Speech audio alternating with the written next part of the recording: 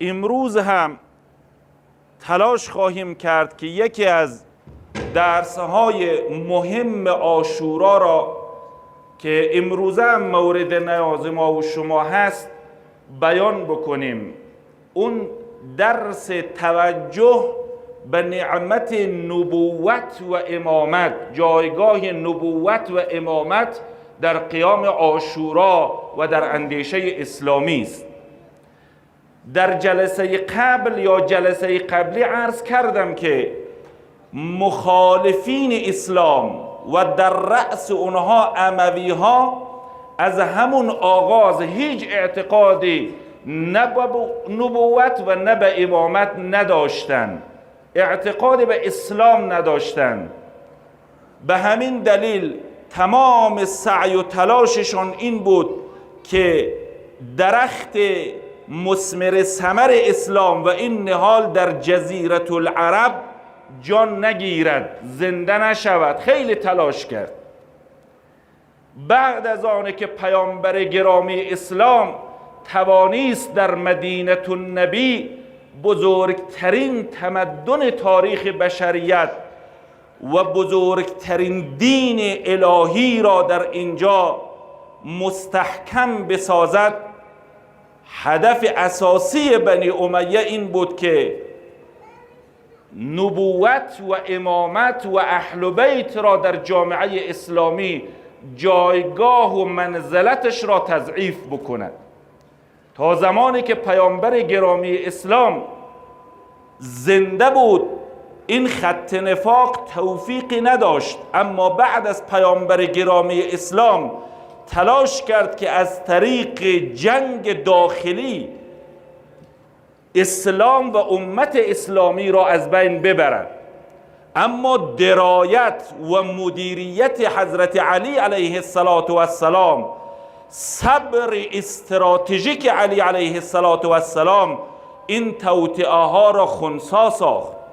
لذا بعد از پیامبر گرامی اسلام ابو سفیان می آید در خانه علی، خطاب به علی علیه السلام می گوید شما نشستی، حق شما را دارن غصب میکنن، ذوالفقارت را از غلاف درار، ما پشتبان تو هستیم.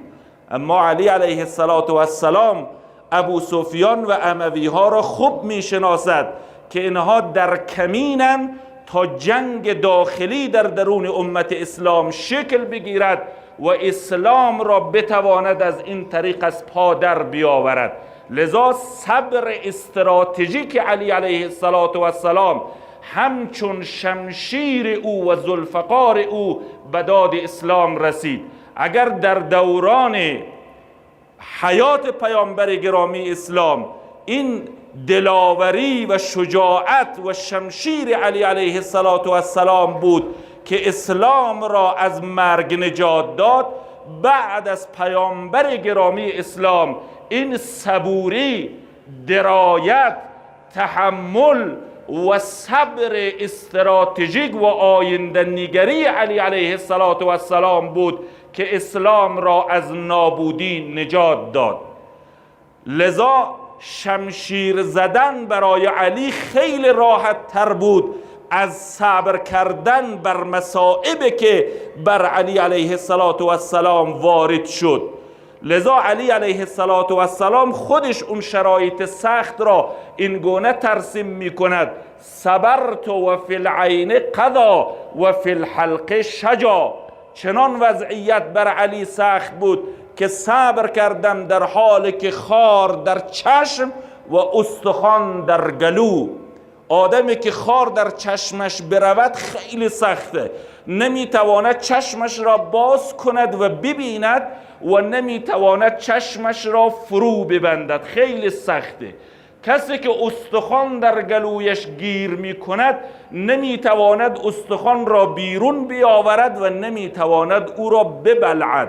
یعنی حضرت علی علیه السلام میگوید که بعد از پیامبر سخت‌ترین شرایط را تحمل کرده است، اما برای حفظ اسلام، برای حفظ وحدت اسلامی، برای خنثی کردن توطئه های خارجی و داخلی، از جمله توطئه‌ای که تلاش میکرد از طریق جنگ داخلی اسلام را از پا در بیاورد.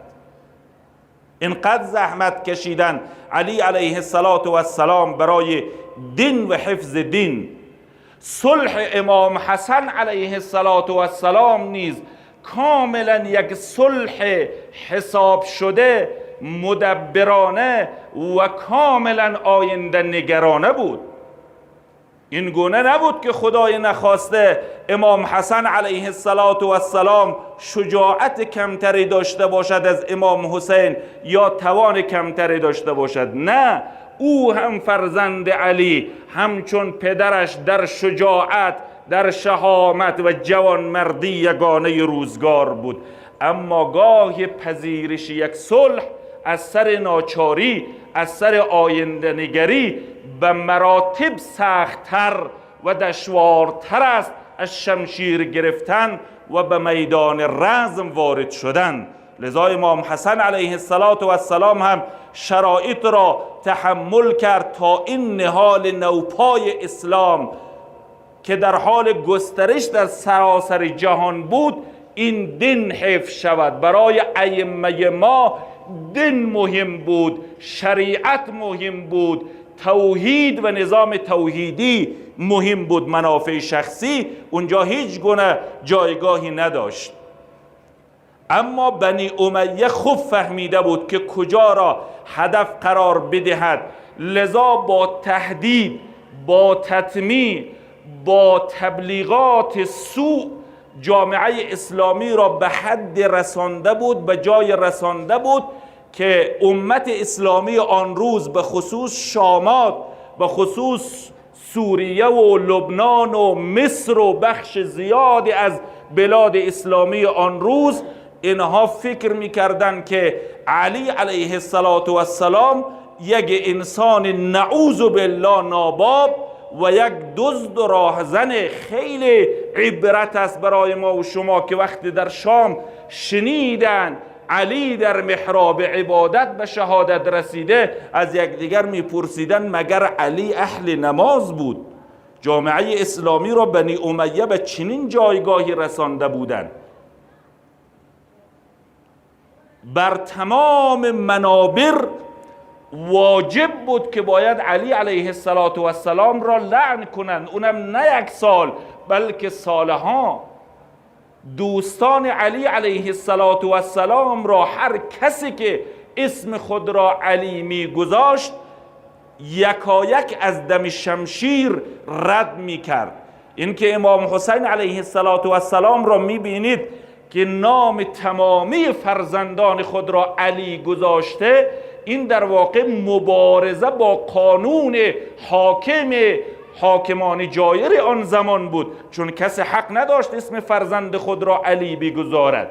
امام حسین علیه السلام برای ترویج اسم علی و برای اینکه دیگرانم تشجیع بشود اسامی همه فرزندان ذکور خود را علی گذاشت تا در واقع با اون قانون ننگین اموی مبارزه بکند.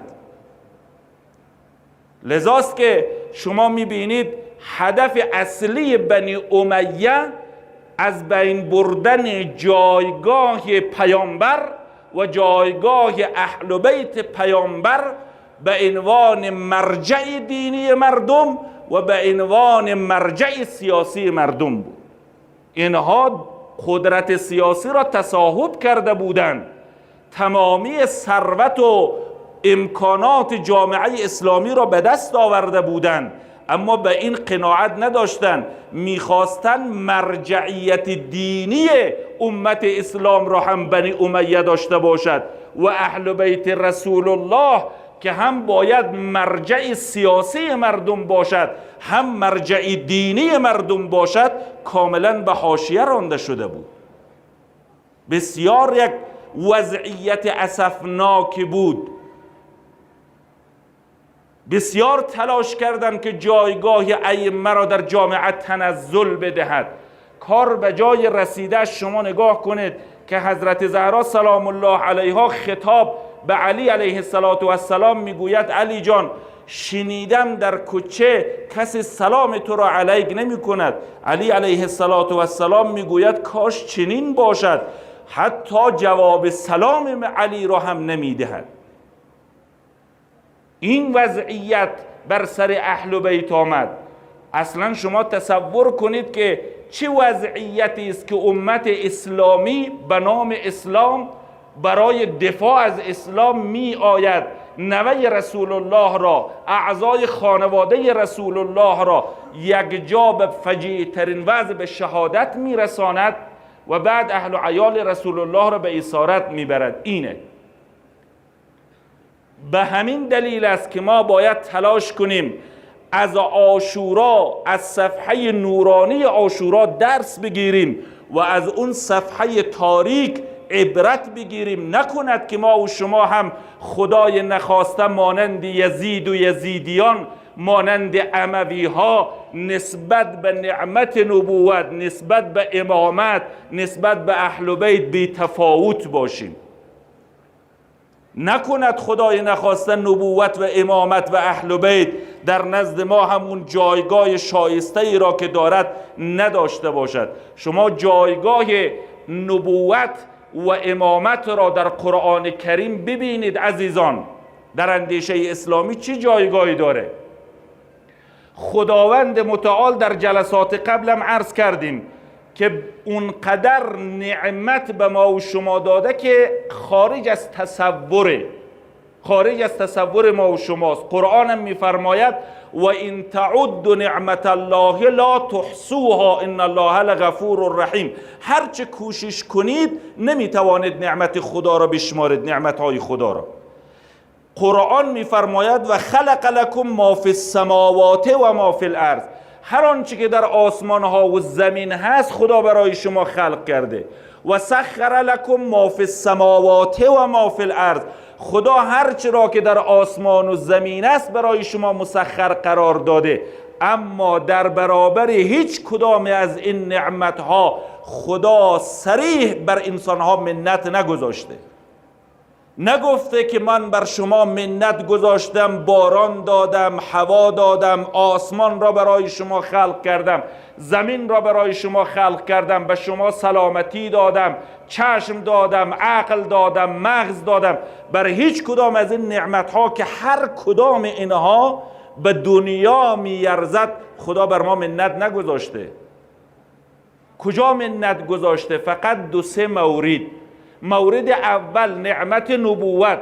لقد من الله علی المؤمنین اذ بعث فیهم رسولا من انفسهم یتلو علیهم آیاته و یزکیهم و یعلمهم الکتاب والحکمه.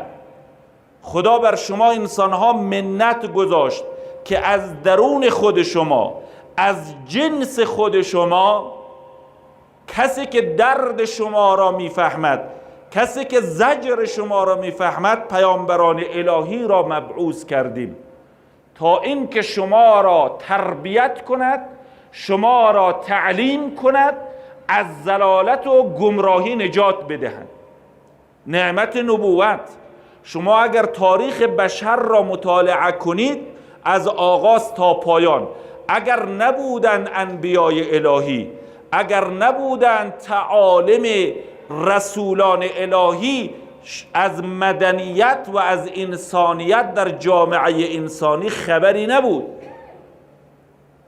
اون تلاشها و زحمات انبیای الهی بود که جامعه بشری از حالت توحش و از حالت کاملا طبیعی بیرون آمد، جوامع اسلامی شکل گرفت، جوامع انسانی شکل گرفت و در واقع مدنیت‌های بزرگ که بزرگترین تمدن آن هم تمدن اسلامی هست.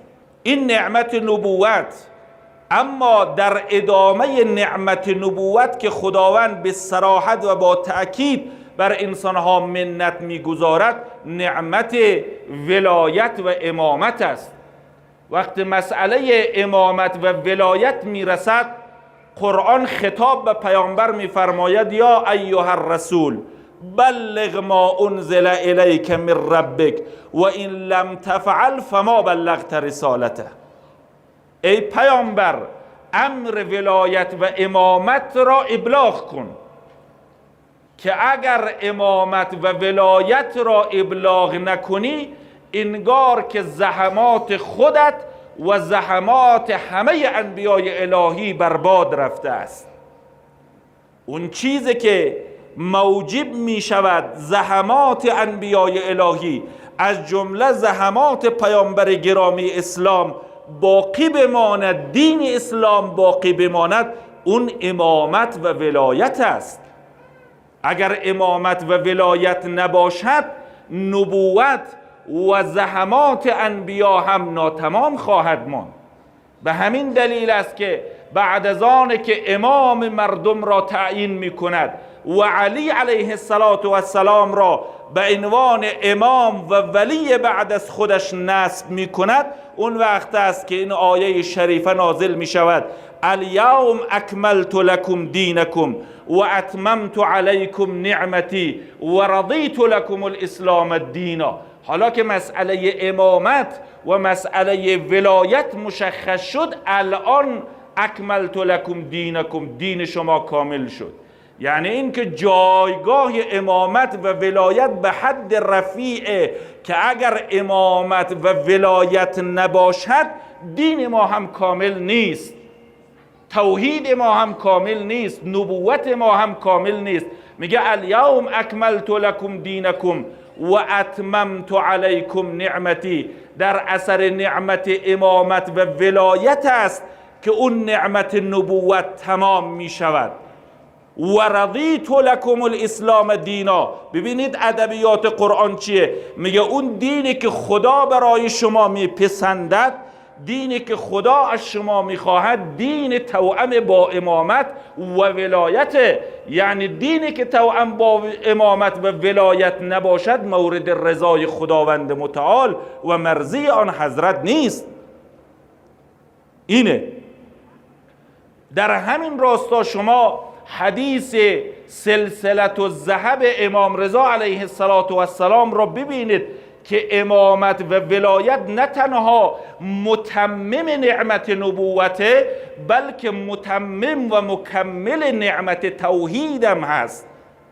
وقتی امام رضا علیه السلام را به سمت مشهد مقدس می آوردن در نیشابور که آن زمان یکی از مهمترین شهرهای اسلامی بود، اندیشمندان زیادی در اونجا زیست می کرد، راویان زیادی بود. وقتی امام را شنیدن که می آید به سمت مشهد، شخصیتهای علمی آن روز، راویان همه از خراسان جمع شدن در مشهد تا این که حضرت را زیارت بکند و از آن حضرت روایات را نقل بکند.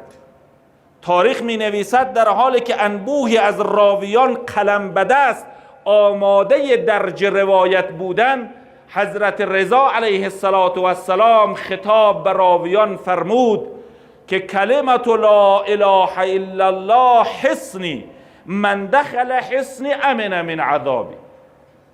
مردم، توحید و کلمه لا اله الا الله، باور توحیدی یک حصاری است، یک حصنی است، یک قلعه است که انسان را از هر گونه آفت و انحراف و بدبختی حفظ می کند و نجات می دهد.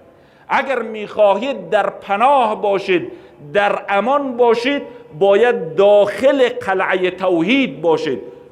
کلمه لا اله الا الله و توحید اون حصار است که انسان را حفظ می کند. باور توحیدی است که حافظ سلامت روح و روان و اندیشه انسانه.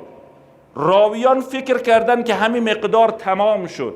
امام رضا علیه السلام عمدن، ببینید، برای اینکه این سوال را خلق بکند، برای اینکه این اندیشه را ماندگار بسازد، چند قدمی رفت، هیچی نگفت. جمعیت پشت سر امام رضا علیه السلام. دوباره حضرت برگشت به سمت جمعیت، فرمود به شرطها و شروطها و انا من شروطها. درست است که توحید حصاری است درست است که توحید قلعه امنی است، انسان را حفظ می کند، اما مشروط به این که توحید توأم با امامت و ولایت باشد. اگر توحید توأم با امامت و ولایت نباشد، نمیتواند اون قلعه حافظ و اون حصن حصین انسان باشد. بنابراین شما این جایگاه را ببینید که امامت هم مکمل و متمم نعمت نبوت است، هم مکمل و متمم نعمت توحیده. بدون امامت هم توحید کامل نیست و بدون امامت هم نبوت کامل نیست. این است که ما اگر موحدیم، اگر معتقد به نبوتیم، باید معتقد به امامت هم باشیم. این اندیشه اسلامی صریح قرآنه و صریح پیامبر گرامی اسلام است که فرمود ان تارک فیکم الثقلین کتاب الله و عترتی اهل بیتی ما ان تمسکتم بهما لن تضلوا ابدا و انهما لن یفترقا حتی یردا علی الحوض ما ان تمسکتم بهما لن تضلوا ابدا. پیامبر در حضور یک جمعیت چندین هزاری از صحابه و راویان فرمود که ای مردم، ما 2 امانت گرانبها در نزد شما قرار میدهیم. بعد از من این 2 است که باید راهبری امت را داشته باشد، مرجع سیاسی و دینی امت اسلامی باشد. یکی کتاب خدا، وحی الهی، و دیگر مفسران کتاب الهی، مفسران وحی که او اهل بیت ما هست. بعد تأکید میکند که قرآن و اهل بیت هیچ وقت از یکدیگر جدا شدنی نیست تا روز قیامت. شما زمان هدایت خواهید شد، زمان اهل نجات خواهید بود که هم به قرآن تمسک بکنید و هم به اهل بیت من تمسک بکنید. یکی از بزرگترین انحرافاتی که بنی امیه و منافقین و دشمنان اسلام بعد از پیامبر به وجود آوردن همین بود که فرمود کفانا کتاب الله، کفانا کتاب الله، همین کتاب ما را در واقع کفایت میکنه. لذا دستور دادن هرچه روایت از پیامبر بود، روایت ها اینها را آتش بزند. چرا؟ بهانه هم میکردن که ما اگر این روایت ها باشد درگیر این روایت ها میشویم و بعد از کتاب خدا غافل میشویم. شعار کفانا کتاب الله یکی از بزرگترین انحرافات در تاریخ اسلام که زمینه ساز شد تا امت اسلام به جای برسد که نوه رسول الله را تشنه در بیابان سر ببرد. و این توطئه اموی ها همین بود، کفانا کتاب الله. و از کتاب خدا هم به عنوان ابزار استفاده میکرد. شما سرنیزه کردن قرآن در جنگ صفین اونا رو میبینید توسط عمرو عاص که چگونه با سرنیزه کردن قرآن جامعه اسلامی آن روز را ضربه زد، لشکر امام علی علیه السلام را چند پارچه کرد. هرچند علی علیه السلام اونجا تأکید کرد که ای مردم، قرآن ناطق علی است، مگر شما نشنیدید که پیامبر فرمود ان تارک فیکم الثقلین کتاب الله و عترتی و انهما لن یفترقا ما ان تمسکتم بهما لن تضلوا ابدا. مگر شما نشنیدید؟ مگر شما نشنیدین انا مدینه العلم و علی بابها؟ اینها رو نشنیدین؟ ولی دشمنان اسلام با سرنیزه کردن قرآن کوشیدند که فتنه را در درون لشکر امام علی علیه السلام و امت اسلامی به وجود بیاوره. هم جایگاه قرآن را تضعیف کردند، هم جایگاه اهل بیت را، جایگاه اهل بیت را. لذاست که ما به عنوان شیعه ابا عبدالله الحسین علیه السلام به عنوان رهرو این مکتب باید نهایت تلاش خود را داشته باشیم که هم قرآنی باشیم. این که امام حسین علیه السلام شب عاشورا را مهلت گرفت. چرا مهلت گرفت؟ تا یک پیام را به من و توی رهرو خودش بیان بکنه که این احب تلاوت کتابه، من دوست دارم که کتاب خدا را تلاوت کنم، من عاشق تلاوت کتاب الله هستیم. یکی از برنامه‌های اصلی امام حسین علیه السلام در شب عاشورا تلاوت کتاب الله بود. یکی از معجزات امام حسین علیه السلام و سر مقدسی او بر بالای نیزه قرآن خواند، در حضور همه قرآن خواند. این چیزی نیست که فقط راویان شیعه نقل کرده باشد. تعداد زیادی از راویان اهل سنت اونها نقل کرده اند. شما کتاب انقلاب کربلا از دیدگاه اهل سنت را که جناب آقای دکتر عبدالمجید ناصری نوشته است ببینید، از طرق مختلف عالمان اهل سنت نقل شده است که سر بریده ابا عبدالله الحسین علیه السلام بر سر نیزه ها قرآن خواند. این قرآن خواندن پیامش چی بود؟ پیامش این بود تا این که به امت اسلامی و به من و تو بگوید که هیچ وقت قرآن و اهل بیت از یکدیگر جدا نمی شود. اهل بیت های عزیز، پیروان امام حسین، خیلی زشت است که امروز در جامعه اسلامی برخی ها میگویند که شما شیعیان قرآن را بلد نیستید، نماز نمیخوانید، نماز خواندن را بلد نیستید. ما باید اعتراف بکنیم که در مسائل قرآنی کم کار کرده ایم. باید اعتراف بکنیم ما اگر پیرو اهل بیت هستیم باید به پیروی از اهل بیت این پیام امام حسین را دریابیم که قرآن و اطرت باید چراغ راه ما و شما باشد، منشور زندگی ما و شما باشد.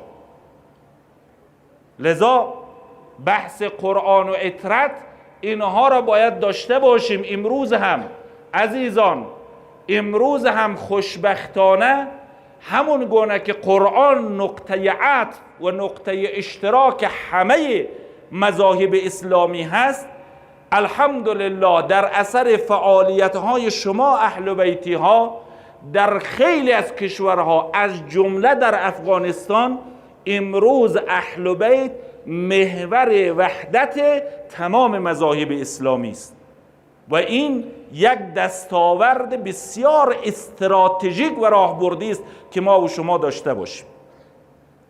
در ادامه نعمت امامت نعمت مهدویت، ما و شما در ایام عاشورا همیشه باید به یاد امام زمان باشیم، همیشه باید با این اندیشه و فکر در مجلس امام حسین علیه السلام شرکت کنیم که صاحب اصلی مجلس امام حسین امام زمان علیه السلام.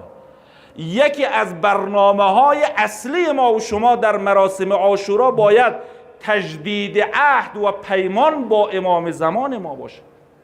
این که ما هی مرتب میگوییم یا لیتنا کنا معکم فنفوز و فوزا عظیما، خب ما که نمیتونیم 1400 سال پیش برگردیم و یار امام حسین باشیم. نه، معنیش اینه که ما الان باید تلاش بکنیم که یاور امام زمان خود باشیم، تلاش کنیم که مسلم ابن عوسجه دوران خود باشیم، تلاش کنیم که علی اکبر دوران خود باشیم، تلاش کنیم که حبیب ابن مظاهر دوران خود باشیم، تلاش کنیم که زهیر ابن قین دوران خود باشیم و در کنار امام زمان خود بیستیم.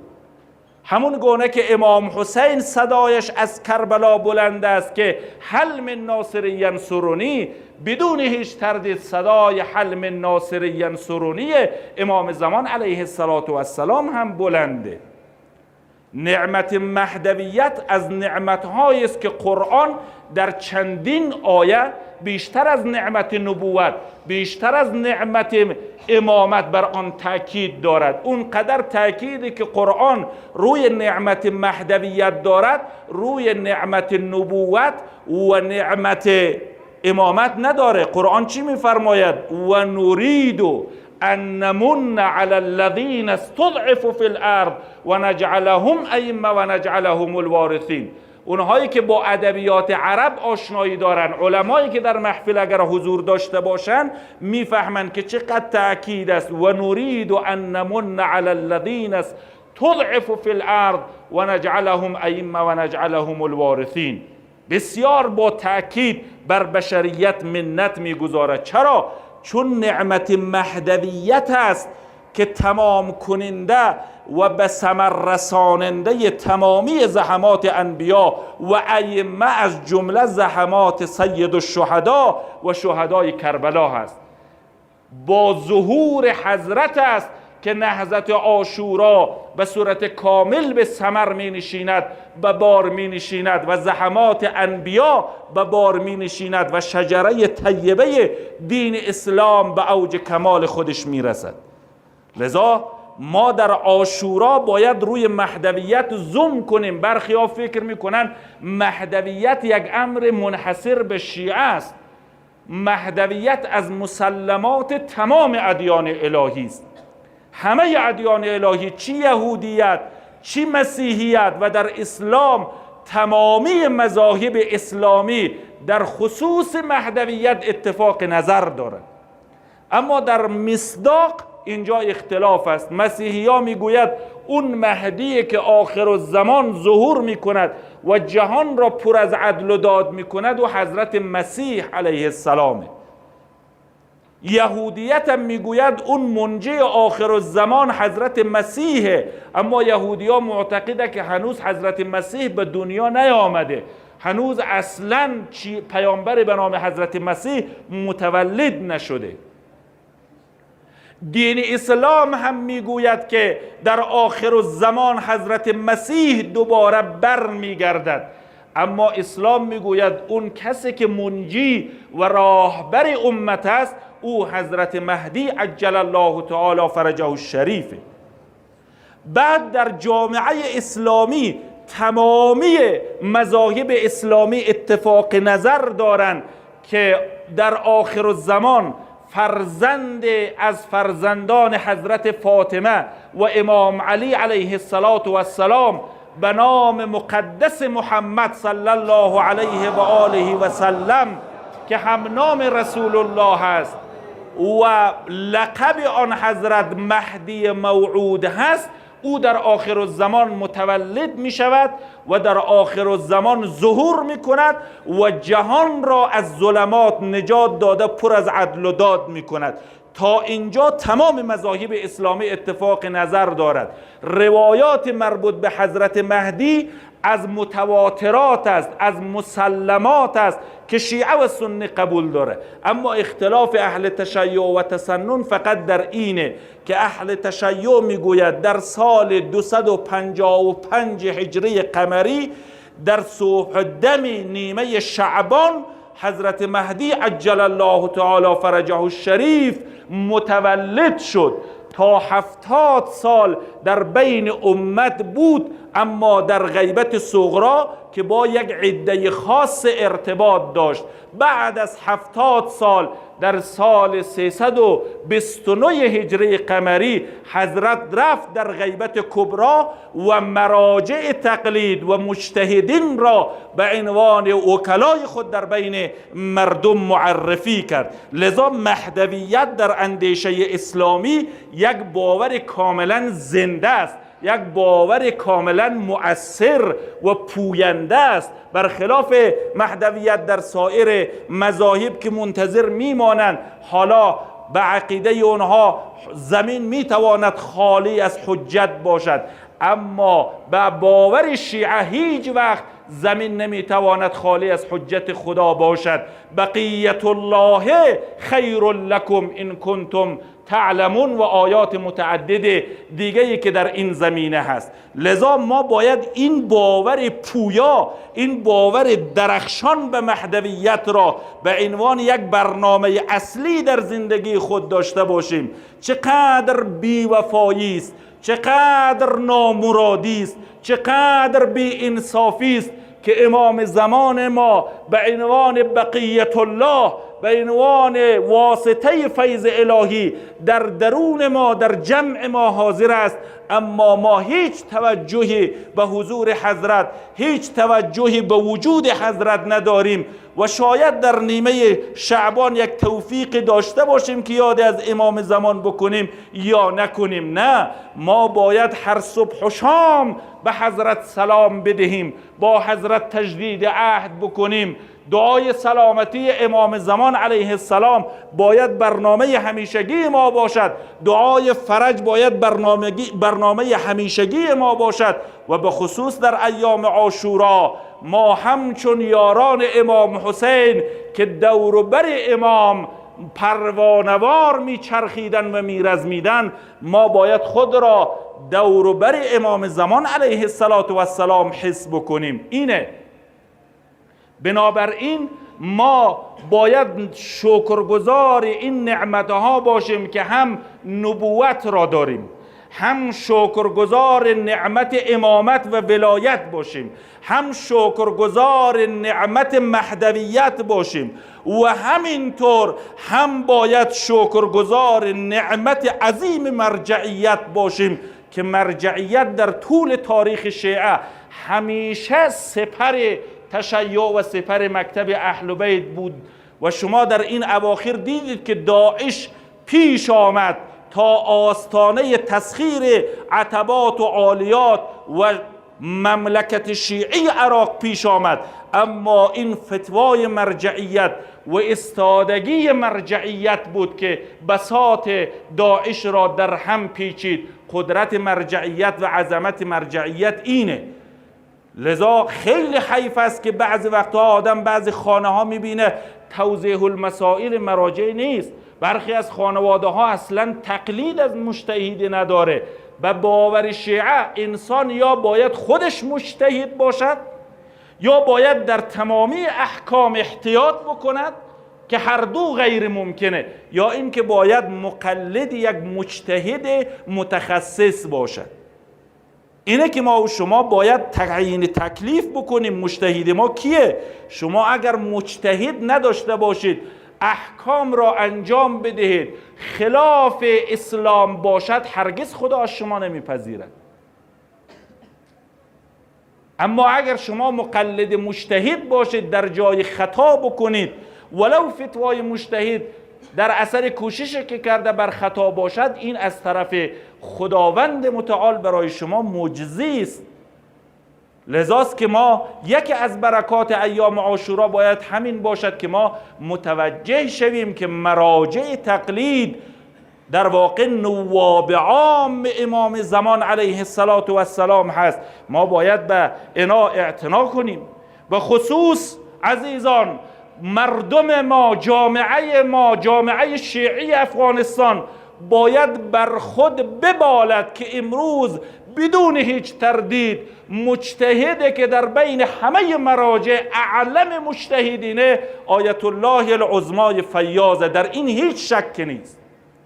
شما باید به خود ببالید که امسال حضرت ایشان آیت الله عظمای فیاض به عنوان شخصیت درجه یک علمی جهان اسلام، اونم نه از طرف یک مؤسسه شیعی بلکه از طرف یک مؤسسه اهل سنت، یک مؤسسه معتبر بین المللی اعلام شد. وقتی ما چنین سرمایه داریم، آیا بیوفایی نیست؟ آیا نامردی نیست که ما و شما از چنین ثروت‌ها و از چنین سرمایه‌های خود هیچ قدر نمی‌دانیم؟ امروزه درس‌های خارج فقه و اصول در تمام حوزه‌های شیعه و بلکه حوزه‌های علمیه جهان اسلام تا نام فیاض نباشد، تا نظریات فیاض نباشد، اون درس‌های خارج فقه و اصول جان ندارد، روح ندارد. شخصیت مبتکر، شخصیت نوآور، مجتهد نوندیشه که واقعا انسان گاهی تعجب میکند. من حدود 7 سال قبل، اون موقع تازه این بحث بیت کوین اینا در کشورهای اروپایی جدی میشد، من اونجا رفتم تازه شنیدم چیز به نام بیت کوین. از من سوال میکردن که خب این بیت کوین حکم شرعیش چطوره؟ لایت کوین چطوره؟ این ارزهای دیجیتالی که تازه آمده بود. خب منم مانده بودم، تازه شنیده بودم چنین چیزی رو. برای خیلی ها استفتاء کردم، حالا نام نمیبرم، ولی جوابی نشنیدم. به محض که با سایت آیت الله العظمای فیاض ارتباط برقرار کردم، استفتاء کردم، چنان جواب منطقی و بروز با تجزیه و تحلیل روز که تعجب کردم. این یک مجتهد. من در شهر روتردام هلند در یک همایشی که راجع به حقوق زنان برگزار شده بود، مقاله من بود تحت عنوان جایگاه و حقوق زنان در اندیشه اسلامی با تأکید بر نظریات آیت الله العظمای فیاض. بعد از آن که این مقاله قرائت شد، حتی محققین فمینیستی تعجب کرده بود که آیا واقعاً یک چنین دیدگاهی وجود دارد؟ وقتی ما همایش زنان در افغانستان، فرصتها، چالشها و راهکارها را در افغانستان برگزار می‌کردیم، در افغانستان شاید برخی از دانشجویان و کسانی که اهل قلم با این آثار آشنای 6 جلد کتاب خیلی نفیس در بحث زنان که حرف اول و آخر را در افغانستان میزنه، تا به حال چنین اثری در بحث زنان با این جامعیت در افغانستان نوشته نشده است. در اونجا یکی از مقالات دیدگاه آیت الله عظمای فیاض توسط استاد جواد برهانی نوشته شده و اونجا بیانیه آیت الله العظمای محقق کابلی است که به قلم این جانب نوشته شده. من یادمه اون سال 89 بود، آمدیم در دانشگاه کاتب با اساتید صحبت کردیم که چنین همایش قرار برگزار شود. یکی از کسانی که اون زمان دانشجو بود در دانشگاه کاتب همین شکریه بارکزی بود. گفت ایشان یک بانوی مطرح، وکیل پارلمان، خوبه که در جلسه شما بیای شرکت بکنه.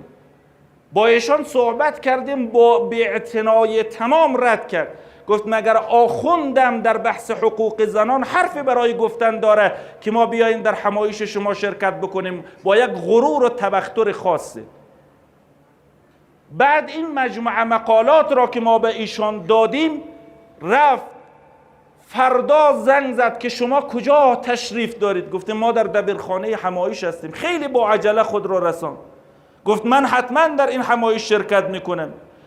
با وجود شما علما افتخار میکنیم. آیا واقعا آیت الله عظمای محقق، آیت الله عظمای فیاض چنین دیدگاه های انسانی و اخلاقی راجع به بحث زنان داره؟ گفتم بله. گفت واقعا به چنین دیدگاه و به چنین فقها و به چنین مراجع باید افتخار کرد. شما بانکداری اسلامی اثر علمی آیت الله عظمای فیاض را ببینید. اصلا مجلس جمهوری اسلامی ایران مسائل اقتصادی را بر اساس همین کتاب و برخی آثار دیگر تنظیم میکنه. ما چنین مجتهد در جامعه خود داریم. واقعا چند نفر ایشان را میشناسه؟ چند نفر از ایشان مقلده؟ چند نفر قدر این نعمت را میدانه؟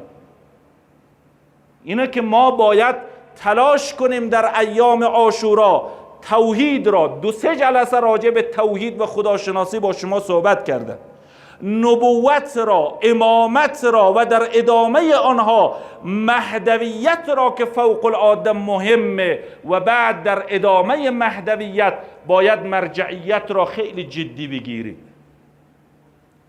فقط در چند دقیقه من مهمترین وظایفی که من و تو داریم در قبال این نعمتها را بیان میکنیم. اولین وظیفه معرفته. معرفت امام. چرا علی علیه السلام مظلومانه شهید شد؟ چرا امام حسین علیه السلام مظلومانه شهید شد؟ چرا امام حسن علیه السلام مظلومانه؟ چون مردم امام خود را نشناختند. ما اونها را ملامت نکنیم، خود را هم ملامت کنیم. مگر ما چقدر امام شناس هستیم؟ اولین چیز امامه. لذا پیامبر گرامی اسلام فرمود من مات ولم یعرف امام زمانه مات میتت الجاهلیه. کسی که بمیرد و امام زمان خود را نشناسد مرده جاهلی از دنیا رفته، با روح اسلام، با حقیقت اسلام آشنایی پیدا نکرده، تماس نگرفته. خیلی مهمه. به همین دلیل است که بعد از هر نماز مستحب است که ما این دعای کوچک را حفظ کنیم و بخوانیم. اللهم عرفنی نفسک فانک ان لم تعرفنی نفسک لم اعرف رسولک. اللهم عرفنی رسولک فانک ان لم تعرفنی رسولک لم اعرف حجتک. اللهم عرفنی حجتک فانک ان لم تعرفنی حجتک ضللت عن دینی. همین دعای کوچک. سوال کردن اگه بخوایم، ما میخوایم عاقبت بخیر شویم، مثل خیلی ها که اول خوب بودن ولی عاقبت بخیر نشدن، مثل همین عمر سعد، مثل همین قاضی شریح، مثل همین شمر. خب اینا در سپاهیان امام علی علیه السلام بود، اما عاقبت بخیر نشدن. سوال میکنه که اگر بخوایم عاقبت بخیر شویم چه کار بکنیم؟ میگه این دعا را بعد از هر نماز ملازمت کنید که خدایا مرا خداشناس قرار بده که اگر خداشناس نشوم پیامبرشناس هم نخواهیم شد. خدایا مرا پیامبرشناس قرار بده که اگر پیامبرشناس نشوم امامشناس هم نخواهیم شد. خدایا مرا امامشناس قرار بده که اگر امامشناس نشوم دیگه زللت عن دینی، دیگه مسیر انحرافی را در پیش گرفتم. الان عرض کردم که متمم و مکمل نعمت توحید و نبوت نعمت امامت است و نعمت مهدویت که باید داشته باشیم. وظیفه دوم ما و شما که در جلسات قبل هم عرض شد مسئله مودت، یعنی نه تنها در قلب خود ائمه را دوست داشته باشیم، حسین را دوست داشته باشیم، بلکه در زبان و گفتار، بلکه در عمل و کردار هم نشان بدهیم که عاشق حسینی، که محب حسینی.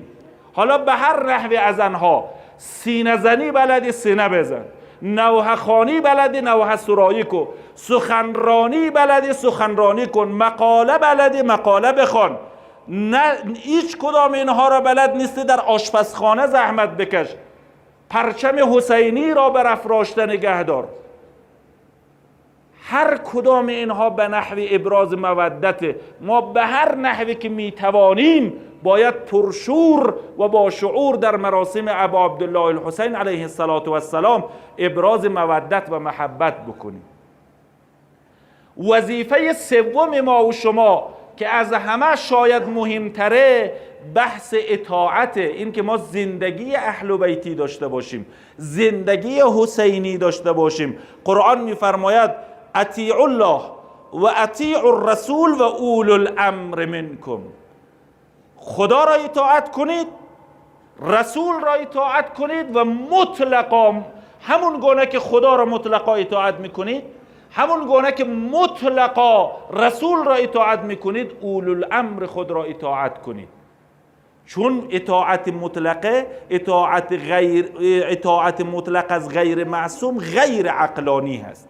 مهمترین آیه بر حقانیت نظر تشیع و عصمت ائمه همین اولو الامر. لذا فخر رازی در تفسیر کبیر که از بزرگترین تفسیرهای اهل سنته وقتی به این آیه میرسد میگوید چون اولو الامر را عطف بر رسول و خدا کرده است، اولو الامر نمیتواند غیر از انسان معصوم باشه، چون دستور به اطاعت مطلق از غیر معصوم عقلا محاله. لذاست که بارزترین مصداق اولو الامر علی علیه السلام و فرزندان معصوم او هستند که ما باید از او اطاعت کنیم. این که ما همیشه دعا میکنیم اللهم اجعل محیانا محیا محمد و آل محمد و مماتنا ممات محمد و آل محمد. این نباید فقط یک شعار باشد، کوشش ما باید همی باشد که مرگ ما مرگ حسینی باشد و حیات ما حیات حسینی. کوشش کنیم که حیات ما حیات اهل بیتی باشد، مرگ ما هم مرگ عزتمندانه و شرافتمندانه و اهل بیتی باشد. این وظیفه سوم. و وظیفه چهارم وظیفه ولایت پذیری و اعتقاد به ولایت و امامت ائمه معصومین علیهم السلام که قرآن میفرماید انما ولیکم الله و رسوله والذین آمنوا الذین یقیمون الصلاة و یؤتون الزکاة و هم راکعون. کل مفسرین شیعه و سنی اتفاق نظر دارند که شأن نزول این آیه اعطای نگین پادشاهی و نگین انگشتری حضرت علی علیه السلام به اون گدا و به اون مسکین در حال رکوع و در حال نماز است که قرآن تصریح به ولایت می کند. و در ادامه همین پیامبر فرمود من کنت مولاه فهذا علی مولاه. به قرینه این آیه قرآن کریم ولایت یعنی همون امامت، یعنی همون ولایت به معنای هم تکوینی و هم تشریعی. یک کمی مفصل شد، از حضور همه شما عزیزان عذرخواهی میکنم. فقط جنبندی کنم یکی از برنامه‌های استراتژیک بنی امیه این بود که جایگاه نبوت و امامت و اهل بیت را در جامعه اسلامی تضعیف بکند و کاری بکند که مردم اهل بیت را برای همیشه فراموش کنه. این در واقع به همین دلیل حضرت زینب نسبت به یزید در خطاب به یزید در جلسه یزید گفت فلا تمحو ذکرنا. ای یزید هر جنایتی که کردی باز هم هر چی از دستت برمیآید انجام بده، اما خاطر جمع باشد که فلا تمحو ذکرنا اهل البیت. هرگز موفق نخواهی شد که اهل بیت را از دل مردم بیرون کنی. ای یزید مطمئن باش که با این عاشورا و این درسی که حسین به بشریت داد، حسین توانیست همه اندیشه ها و همه قلب ها را تسخیر کند. من بعد اموی ها را باید در زبالدان تاریخ جستجو کرد و اهل بیت را در اندیشه ها و در قلوب مردم. و شما امروز میبینید یک طرف اون قصر 7 سالونه یزیده که امروز در شام تبدیل به مخروبه شده، یک طرف اون بارگاه چشم نواز و خیره کننده حضرت رقیه، اون دختر 3 ساله خرابه نشینه. اینه خیلی اموی ها تلاش کرد که اهل بیت را از ذهن ها ببره، اما چون اهل بیت با خدا و برای خدا قیام کرد، برای همیشه خدا هم اندیشه های مردم را هم قلب های مردم را مسخر اهل بیت ساخت. امروز نه تنها شیعه، نه تنها مسلمان، بلکه قلوب همه آزادگان، اندیشه همه آزادگان عالم مسخر حسینه و به حسین عشق می‌ورزه. این عاشورا اینه که ما و شما باید در مخالفت با یزیدیان زمان، اونهایی که نمیتواند نور خدا، نور هدایت حسین و نهضت حسین را ببیند، ما باید مصممتر از هر زمان حسینی باشیم، اهل بیتی باشیم و تلاش کنیم که وظایف خود را در قبال این نعمتها انجام بدهیم و فراموش نکنیم. انشاءالله که خداوند متعال ما و شما را، ذریه ما و شما را، خانواده ما و شما را، بچه های ما را نسلا در نسل همیشه قرآنی و اهل بیتی داشته باشد و در پناه خودش حفظ بفرماید. به ختم صلوات.